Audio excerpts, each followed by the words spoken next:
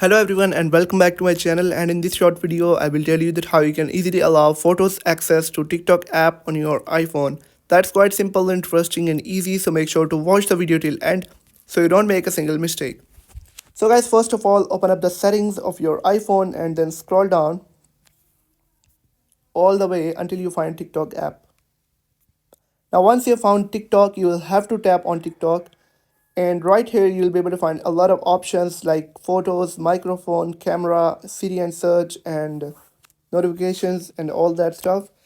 So you'll have to tap on photos, and then you'll have to select any one of these. If you'll select limited access, you'll be asked to allow your photos access to TikTok to some photos, and if you tap on full access, you'll be able to provide all your photos access to your TikTok app.